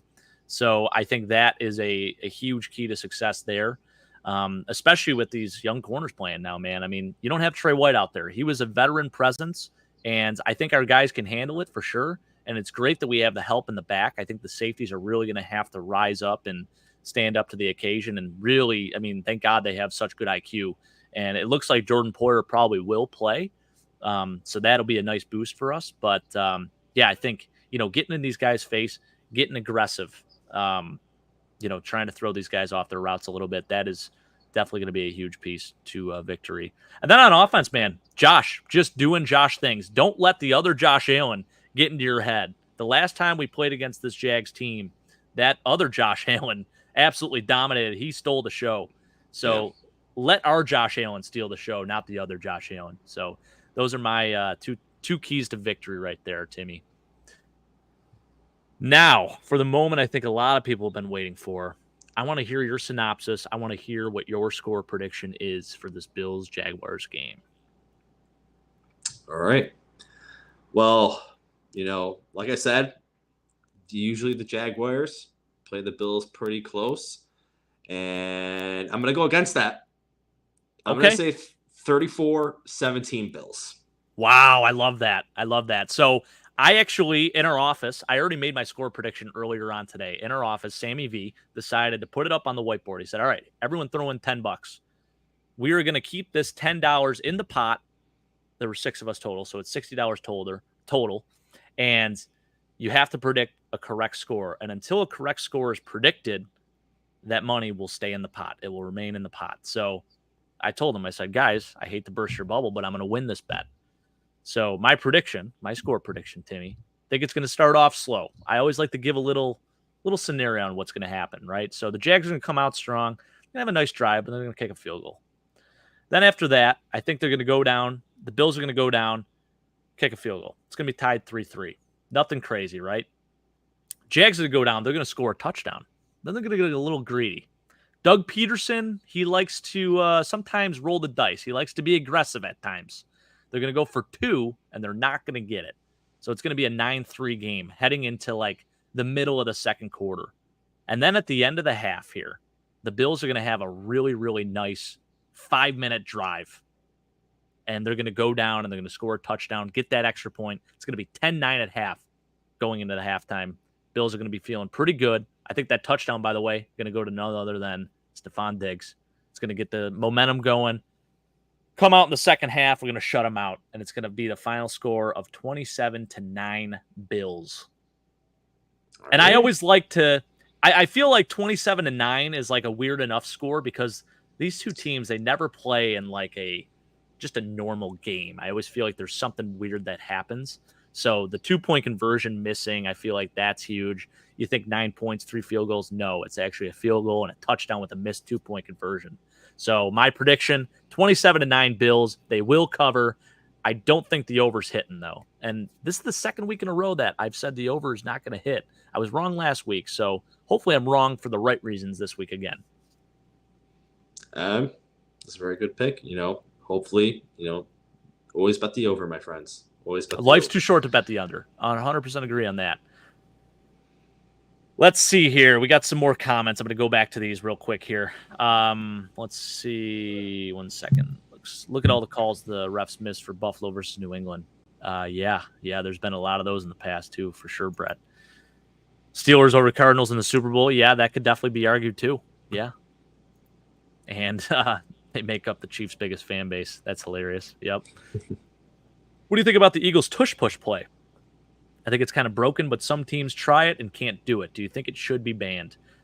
I think it's like a 99% chance that you convert the first down. So I don't know if it should be banned. I think until there's a way, the NFL is a copycat league, right? So the Wildcat was a big thing back in 2008, right? And I know it's not like the same type of deal, but it was utilized and it exploited the Patriots. And a lot of teams kind of took notice and they started implementing that into their offense. And it's still used every here and there.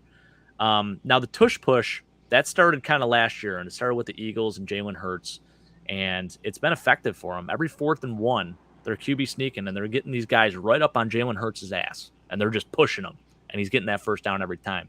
So until some team can actually stop it, it's going to be continued.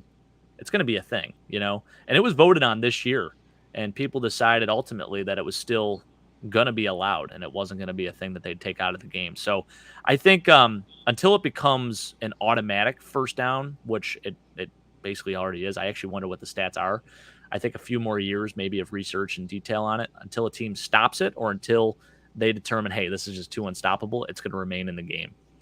I'm going to say no. I don't think it should be banned just yet. What about you, Timmy? Yeah, I don't understand the point of banning it at all. I mean, it's a perfectly legal play in football. Yeah. Just because it's converting at a high percentage for first downs doesn't mean it's unfair. The Bills used to run a play where, Josh Allen would be under center and then Gabe Davis would come over and push him over the edge too. So, Yep. I really don't have a soapbox to stand on right now. If the Bills are going to do it and the Eagles are going to do it, then that's fine. I'm totally fine. Hey, how about last week? James Cook running in that touchdown. Josh Allen behind him, pushing him. I mean, there you go. Yeah. Look, if it's perfectly legal, let them go ahead and do it. I don't have any problem. When it benefits your team, you love it. When it doesn't, you hate it. That's what I think. Of course. Can't sleep on the Jags, especially after that embarrassing. Yeah, 100%. They are not a team to be overlooked. That AFC South, it's going to be a battle in that division, and every game matters for them specifically just because it's wide open. I think them being in London, Bills coming out there, they're hot. They're going to have a lot of motivation. So definitely can't overlook them. They always play us tough. Greenwich, meantime. That's what it was. I've seen that before. That's it. That's what. Dantanian DB, thank you, sir. Wow, or ding, she, ding, he or ding, she. ding, ding, ding, ding. That's huge. Key to the game. Keep playing gritty on offense. Yeah, Brett. Definitely, man. Maybe get 41 involved, huh? Would love to see that. The current time zone in London is British summertime. London is currently observing daylight saving time, also known as summertime. Daylight savings time in London ends at October 29th, 2023. Hey, is that coming up here soon, too? Daylight saving time? Fall back, I think so. Right? Yeah. You gain an extra hour of sleep. That's huge, man. I mean, having a London game has got us talking about time zones. I know. It's crazy. Never expected this to take this type of turn. Yeah. We'll have to get a time zone expert on. Yeah, we're definitely going to have to do that. Brett's saying it'll be 70-3 Bills. I don't think so. Hopefully ETN, Ridley, and Jones don't put up a lot against the Bills defense. Yeah, I mean, they have some really good players on this team. As I mentioned, they got some really good targets. And, I mean, by the way, they also have Jamal Agnew, who I know is also banged up, but a really good gadget player for them. But, Christian Kirk, Zay Jones, Calvin Ridley. They got Elijah Cooks, too, who I actually like a lot. I think he's a very underrated player. Up-and-comer for them, too. And then, of course, Tank Bigsby, the backup to Travis Etienne. Big fan of him, too. Actually was a guy that I wanted the Bills to maybe target in the draft. Yeah, it's definitely not a team that you can look over, especially with Trevor Lawrence as your quarterback, too. Definitely not. Topper Harley, I think the Bills go over 30. I like that. Yeah. We have been the last few games here, so, yeah, let's keep that trend going. 31-21 Bills, Mike says. I like that, Mike. Yeah. Oh, here we go. Should we end it on this one? What are your top 5 to 10 QBs, wide receivers, and running backs? I mean, this could be a full show. but just off the cusp right now. QBs. All right, QBs are easy. Josh Allen. Love that you're playing Patrick him at one. Mahomes. Yep. I mean, I guess you would have to put Justin Herbert, right? Yeah. Joe Burrow. Yeah, Where do you put Tua? Burrow. What about Jalen Hurts? Lamar? Kirk Cousins is putting up MVP numbers, but is he a top 5 quarterback? He's not a game changer. No. Yeah. Tua definitely not, just because he's not. He gets a lot of yak on his passes, so definitely not Tua. He's like John Stockton, just puts the ball where he needs to put it, and they run afterwards. Yeah, I mean, Baltimore's offense hasn't looked too great this season. I would definitely put Jalen Hurts up there in the top 5 too. So I had Josh Allen, Patrick Mahomes, Justin Herbert, Joe Burrow, Jalen Hurts. Wow, Justin Herbert over Joe Burrow, huh? Well, I mean, for now, who knows this year? What happened at the end of the season? Yeah, this year. Yeah, I could see that. Okay. How about you? Running backs. Ooh, running backs. Okay, Christian McCaffrey. Yep. Derrick Henry. Nick Chubb. Derrick Henry. Well, Nick Chubb's out right now. I mean, he's hurt, but yeah, he's still up there. Yeah. He'd probably be number 2, actually, for me.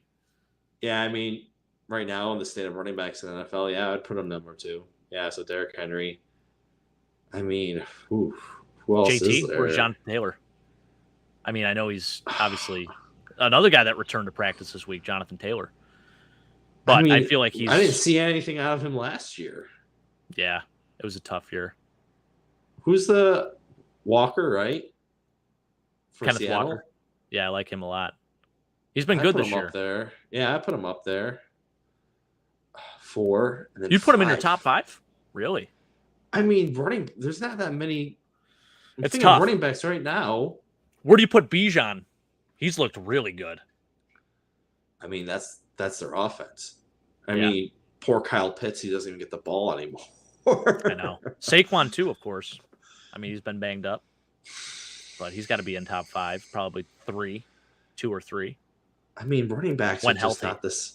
It's running tough. Backs are just not the same as they were. I just think of the early 2000s, man, and yeah, that was a whole different era of running backs. There were, I mean, dude, I have a video. If you're watching, check out this video that we posted a few months ago. The AFC West, they had 4 top 10 overall fantasy running backs, top 10 overall players that finished in fantasy that year. It was insane. Priest Holmes, LaDainian Tomlinson, Clinton Portis, and Charlie Garner. Freaking wild, man. It was a great video. I did it. Yours truly narrating in the background, so check that one out. But you're absolutely right, Timmy. It's tough with running backs. For receivers, we won't do a top 5, but I do want to ask you a question. Tyreek Hill or Stephon Diggs? Stephon Diggs. He's got that dog in him. He's got that dog in him. He's not flashy when he's out in the field. He's got that toughness to him. Tyreek Hill, he's got that plays speed, angry. But Stephon Diggs, yeah, he plays angry, and that's what I like about him. Yeah, and his route running, man, he is such an artist. And if that wasn't evident last week, I mean, shoot. I know Kader Kohu is typically a nickel corner, but he struggled, man. Any corner probably really would struggle against Steph the way he played last week. I mean, he was on a different level. Very impressive. Even Josh Allen on the sidelines throws up his hat, and Steph catches his hat, too. It's freaking insane. Yeah. Guy catches everything you throw to him. Wild. Question for you, too, actually, speaking of throwing to different targets and throwing to Steph Diggs, talking about Gabe Davis. How impressed have you been with Gabe Davis this year? I mean, he's been lighting it up a little bit, man. Quietly. Yeah. No, it's not like you said, it is quiet. He's quietly putting up stats right now. I mean, is he your number 2 wide receiver going into next year? That's going to be tough to say. It's contract year, too. That's the thing. How much is he going to get paid, and how much are the Bills willing to pay for that? So, no, he's definitely having a good season. It's better than last season too. Hopefully he can stay healthy the whole rest of the season, so we can have a solid number 2 win there. No, but good on him. I'm happy for him that he's having a better second year, or having a better year this year than compared to last year. I think there's a lot of pressure on him last year, especially after that KC game where how many touchdowns did he have that game? 4. Casey put 4 touchdowns. Yeah. So to kind of live up to over that. 200 yards. Yeah. So when you're put on the big stage, everyone sees you in the NFL sees you play like that, they expect you to have a big year the next year, and then not to live up to that, it's pretty tough. But he was suffering through an injury, a high ankle sprain too. So, no, it's good to see him back healthy, and I'm glad that he's looking well, and he's kind of been a consistent target for Josh right now. If Stephon Diggs isn't open, he's tossing it over to Davis. Yeah. Do you think we'll see some more involvement from the tight ends this week with Dalton Kincaid and Dawson Knox? That's tough to say, man. It's you definitely want to see it. You want to see Kincaid get involved a lot more because, like you said, we haven't replaced anybody at Beasley's type of level. But you can kind of see that with Kincaid where he kind of catches the ball and then he makes his first defender miss and can kind of get those extra couple of yards. So I haven't seen him evolve too much in the slot, though. I feel like he's kind of more still coming off the line. So if they get him involved more in the slot, I can see him having a bigger game. But right now, like I said on the last show, don't fix what isn't broken. Just keep on going with what you're doing right now. Then when you have to change it, change it. Agreed. Yeah, and I will say this, their linebacking unit, they technically run a 3-4, so Josh Allen is an outside linebacker. Their other outside linebacker, Trayvon Walker, first overall pick in 2022, and he is starting to come into his own a little bit. So that is a little scary, of course. That's a guy we didn't really talk too much about, but certainly someone you're going to have to watch out for. That's going to be a good matchup. He's technically the right outside linebacker, so he'll be going up against Deion Dawkins, Josh Allen going up against Spencer Brown. So a really big test for him. The O-line has certainly played above expectations, but I think this week you're going to have to see some chipping, and you're going to have to see some help with the right tackle position specifically. Their inside linebackers, dude. Devin Lloyd being injured, like I said, that definitely is a concern for them. He's played pretty well. He was a first-round pick for them back in 2022 as well. Chad Muma was her third-round pick, and I think he's a good player. He can definitely play in the league here, and he's been a rotational guy for the most part. Played a little of the specials. But their other guy, Foye Oluokun, this is a tackling machine. I don't know if you remember a name, Jesse Tuggle. But Jesse Tuggle was a guy that played for the Falcons back in the 90s. And this dude would register like 200 tackle seasons. I believe he had 2 seasons where he had over 200 tackles in a year, which is insane. Foye has been close to that. I think he was at 180 the one year. This year he's already got 46. Let me actually pull this up. 184 last year and 192 the year before. A guy that is a quiet player but is doing the dirty work. And a lot of those tackles, he has over 100 solo tackles in 2 consecutive seasons as well, which is very impressive. So their linebacking unit, a little bit better than what we went up against last week against Miami. So something to definitely be noted too. Let's go to a couple more comments here, and then we're going to wrap it up because we are at an hour and 38 minutes, which I love. This is great. We appreciate all the interaction tonight too, guys. And again, be sure to drop a nickel on that subscribe button and be sure to like our videos and our content. We appreciate it. What do you guys think, or what do we think about the Buccaneers season with Baker Mayfield? I think Baker's played really well this year, actually. He's been really taking the bull by the horns. They're 3-1 right now. Hopefully Mike Evans isn't hurt for an extended period of time. I know it's a hamstring injury, but dude, he looks, this is a much better situation for him. And I think he's getting the support he needs. So really happy for Baker. I always like Baker, man. He plays with a chip on his shoulder. He's gritty and he loves his teammates, and his teammates love him. So that's all you could ask for. Did you see that clip too, by the way? Him talking with Chris Godwin or something, and about how his pee-pee got a little hard. It's freaking incredible. You got to look it up. It's on. They have it. It's all over. You'll find it. It's on Twitter. It was great. That's a football guy. So just send it to me. Yeah, I mean, it's a football guy, man. I've always liked Baker Mayfield ever since he planted the flag in Ohio State. So, hey man, he plays the game hard. He woke up feeling dangerous the one day, and it's a good situation for him to have Mike Evans, consistent 1,000-yard receiver, and to think Mike Evans out of that draft class was the best receiver out of them, and I think was he the 3rd or 4th one taken? So good on him. He was 13th that year, or 7th, 13th or 7th, something like that. Let me pull that up actually. Yeah, so I know. Sammy Watkins. I think it was. Did Odell went before him, right? Odell did too. Yeah. Yeah. Still loading here. I don't know why it's taking so long, but yeah. I know. I mean, he's been the most consistent receiver in NFL history. the most consecutive 1,000-yard years. I mean, what is it, 9 now? 9 straight 1,000-yard seasons? Are you kidding me? Yeah. Insane, dude. Insane. He's got great size. 6'4", 230. He's a huge receiver. Yeah. So here it is. Hey, he was 7th overall, actually. He was 7th overall in 2014. Okay. So, yeah. I mean, hey, consistent. Shout out Lauren Carlin.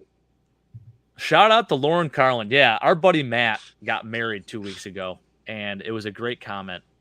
If you're a husband that recently just got married to your wife, is consistent a term? If you're out there in the comments, is consistent a term that you want to use about your wife? When asked about his wife, he was kind of giving a speech and stuff. He's like, there are a lot of good words I could use. A lot of great things I could say about her. But the one thing I will say about my wife is that she's consistent. Just an incredible, elite quote. So shout out to Matt Gill for that one. Not sure if he's watching, but if he is, we love you, man. Shout out Blake. Audible laugh. Only one in the room at the time. Yeah. Hilarious. Should the Bills trade for Devontae Adams, Timmy? No. Too much capital. We'd have to listen. I'd love to have the guy on our team, but also I feel like at this point, how many years left to save on his contract? I don't actually know. It's a good question. Is it 2 years? I think so. It was a pretty big contract too, man. I mean, it was huge. Yeah. He is still balling out in Vegas, though. Doesn't matter who the quarterback is. He's still putting up some numbers. He's a good player, but I mean, I don't think receiver is the player that we're looking for right now. If anything, it's going to be a cornerback that you want to trade for at the moment. Well, the rumor is now, so he came out and said he's been set on long-term future with Las Vegas. So he might just be saying that. That might just be lip service. But listen, I love Devontae Adams. He's definitely, a top 3 receiver in this league. But yeah, for sure. Yeah, that Texas A&M team was insane. This is a great question. We did address this a little bit, James. I think he's definitely going to be active, but whether or not he plays a ton, time will tell on that. I don't think he will be the starter. It's definitely going to be Christian Benford and Dane Jackson as the 2 guys moving forward. But it'll be great to see him active again, just because being a healthy scratch, I mean, he's not really gaining any trade value through that if we were planning on something like that. And it's also probably not great for him, for his mental status. So he needs to get back on the field and make some plays for us. Mike saying it's Timmy's bedtime. Yes, I agree. Listen, it's getting close to my bedtime, even though, I'm technically a night owl, but might have to hit the hay a little early tonight. But Timmy, we appreciate you joining us tonight, man. You did a great job filling in. Again, you guys can catch Timmy on the Sabres Edge show on Nickel City Mafia on Tuesday nights at 8:30. Talks everything Buffalo Sabres. He's also a monster Bills fan and a huge football guy. So can't thank you enough for joining me tonight. Again, Mike out tonight with a back injury, but he will be back hopefully on Sunday. Keeping my fingers crossed for him. Hope you feel better, Mike. Of course. Any closing thoughts? Better. I mean, Bills, don't let your foot off the gas. Run up the score if you have to run up the score. Prove a point to the NFL right now. Last year were the darlings. This year, you kind of gotten forgotten. So it's time to just, put your foot on the gas and don't stop. 100% agree. And I really hope that the quarterbacks do show up in the Peaky Blinders costumes. Josh Allen did mention that on Kyle Brandt's show last year or actually I think it was in the offseason, but basically said that they would be wearing something pretty cool. So stay tuned for that. Nonetheless, guys, thank you all for joining us tonight. We really appreciate everyone out there with the comments. We will try our best to get back to you if you do leave a comment on the show. In addition, be sure to like, comment, and subscribe. This was our Wednesday night tailgate show. Join us Sunday for post-game later on at 9 o'clock. And again, we appreciate you all, and go Bills. Go Bills. Hell yeah, baby.